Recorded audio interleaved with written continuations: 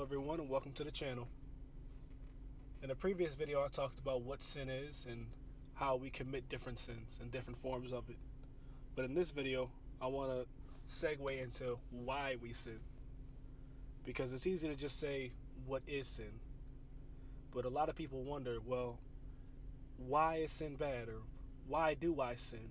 If I was supposed to be perfect as God says He wants us to be, then why do I sin? Well, I found that according to the scriptures, there are three main reasons that we sin. The first being that though we were created perfect initially in the beginning, it became engrafted into our human nature or our spiritual DNA.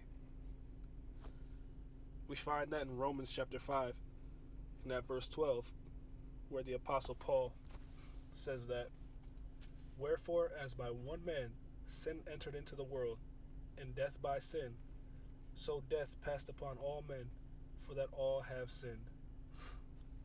Now, which one man is this? Well, Adam, of course, and his wife Eve. See, when they made that choice to partake of the fruit that God said not to take a part of, they willingly welcomed sin into the world. They invited it in by doing so. Because remember, if you watched the previous video, and I'll put a link to it in the description box below. If you watched the previous video, you know one part of sin is breaking God's law. And back in the garden, there's only one law. Don't eat the fruit right there. In the middle of the garden, that tree, don't eat it. Everything else, good to go. But they still ate it. And we see that back at Genesis 3, in that verse 6, where it reads, "And when the woman, who is Eve, saw that the tree was good for food, and that it was pleasant to the eyes, and a tree to be desired to make one wise, she took of the fruit thereof, and did eat, and gave also unto her husband with her, and he did eat." By that action right there, sin became a part of us. Before that, there was no human disobedience. There was no human sin nature. Sin was still something only of the devil and his fallen angels. But once we decided to act like the devil, we became like the devil with the nature of sin.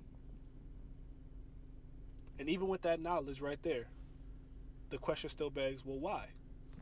Well, that brings me to my second reason, which is sin seems fun and can be fun and also feels good in the moment.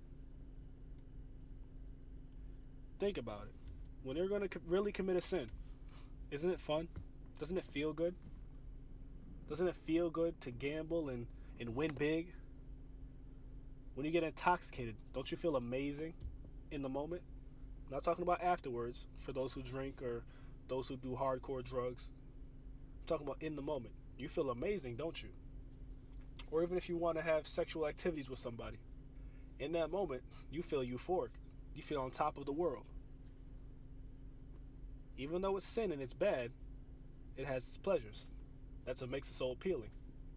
Same thing with the fruit in the garden. Though God said not to do it, it had its benefits. They became wise, as you saw in that scripture there. The knowledge of good and evil became apparent to them. Little do they know their own destruction. But the example of the sin seeming fun is found in Hebrews chapter 11, in that verse 25, where it's talking about Moses deciding to live as a Hebrew and not as an Egyptian. It says,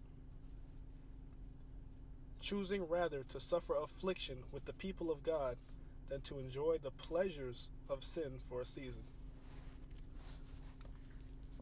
Like I said, temporary pleasure feels good in the moment, even though it's wrong.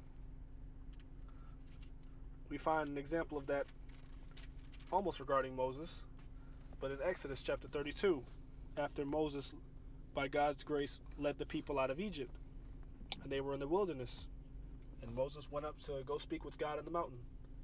But down below, the people were starting to get agitated and anxious.